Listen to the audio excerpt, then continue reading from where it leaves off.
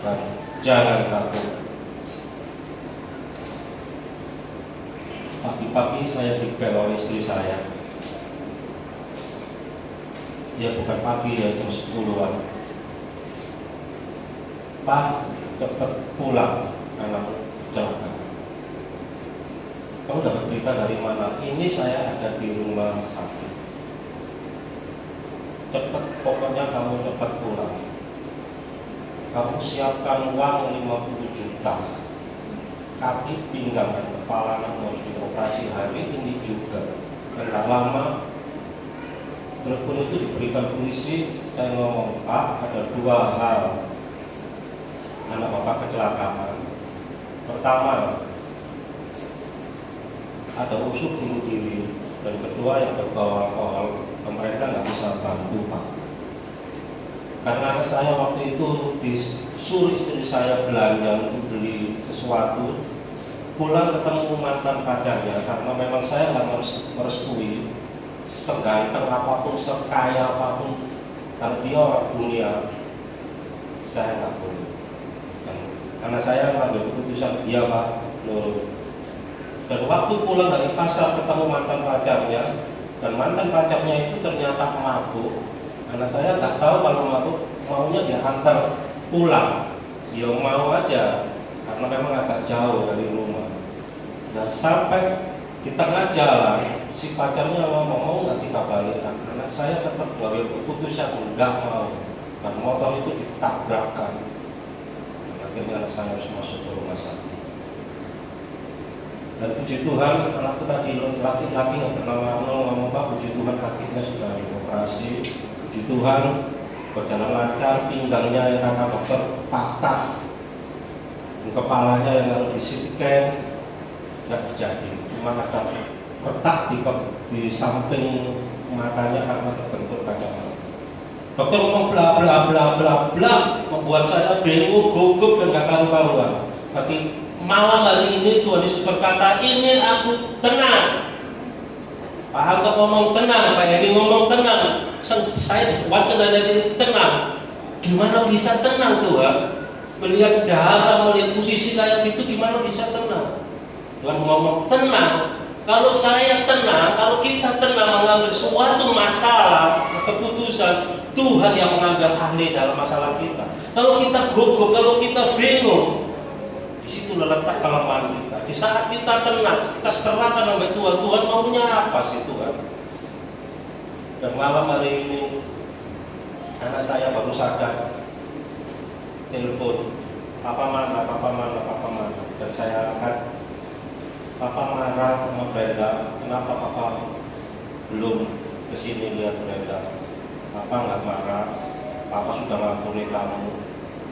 Yang penting hari ini kamu berdoa, minta ampun sama Tuhan. Apapun yang kamu lakukan, kamu minta ampun sama Tuhan dan minta kesembuhan dari Tuhan.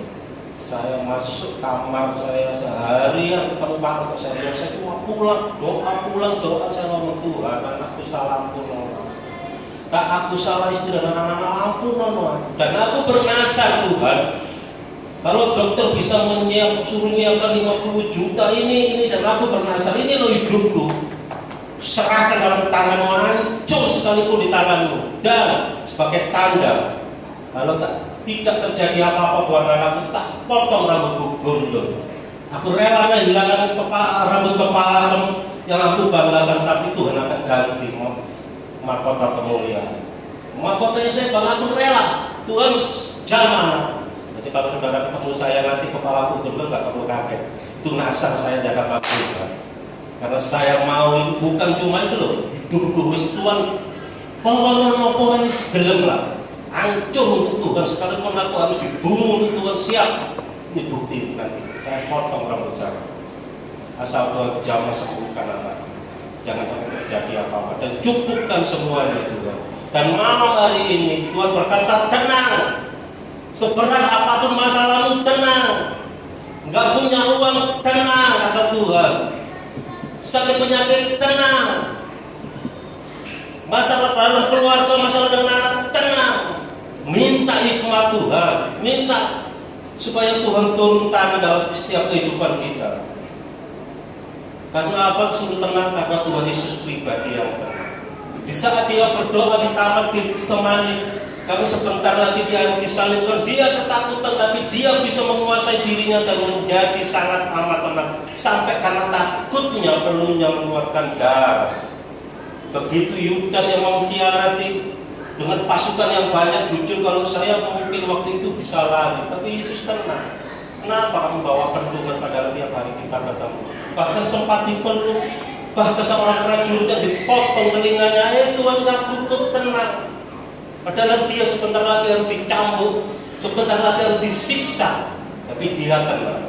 Dan kita belajar malam hari ini seperti pribadi Tuhan Yesus, tenang. Orang yang tenang hidupnya, kalau orang yang tidak tenang hidupnya, kalau menghadapi gelombang permasalahan, Tuhan Yesus akan dibilang hantu. Dan yang kedua, kita lihat Matius 14 ayat 26. Matius 14 ayat 26. Orang yang tidak tenang dalam hidupnya, jiwanya.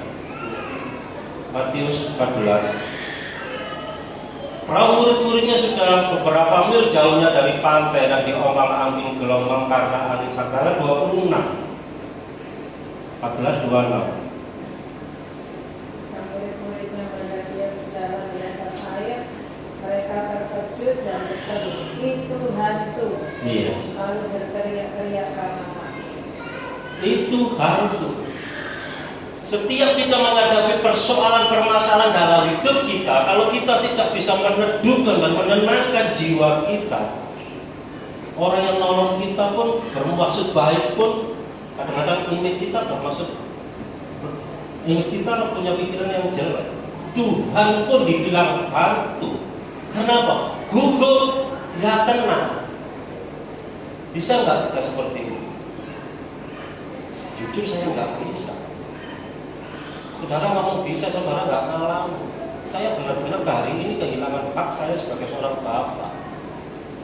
Apa mana, mak? Apa mana? Saya cuma doa Tuhan, biarlah kau menjadi bapak atas anak. Kau jamah Tuhan. Tiap hari ini anakku benar-benar membutuhkan kekuatan dari saya. Gak bisa ngomong, saudara. Saya belajar untuk menenangkan, tenang. Aku berarti tenang ya, tenang. Tuhan, tenang. Ya anakku terus ngomong, Pak, Brenda minta maaf. Setiap kali Pak Brenda minta maaf, hancur sudah. Papa sudah berulang kali maaf. Terus kamu gitu, belum gak usah mikir macam-macam. Papa besok pagi pulang, tak jagain kamu 24 jam untuk menenangkan jiwa sudah. Tapi saya nggak mau seperti Petrus bahwa Tuhan dikatakan. Maka dari itu seberat apapun malam hari ini masalah saudara akan tenangkan jiwa. Karena jiwa terdiri pikiran, perasaan, kemauan, tenangkan. Minta hikmat Tuhan, minta pertolongan Tuhan. Dari mana nggak tahu dia Tuhan sendiri yang mau. Di alam atau tamu diajak makan seharian, jujur saya nggak makan, nggak bisa makan. Biar makanan itu nggak enak. Tidak makan tulang bala itu rasanya nggak enak, mulut pahit gak karuan. Ngomong-ngomong Pak Arto wis gak mlebu wis pikiran wis berada Tuhan anak Tuhan wis anak perempuan lagi. Waduh wis bayangan wis sudah enggak. Yang kedua, orang yang tidak tenang hidupnya, tidak percaya pada kuasa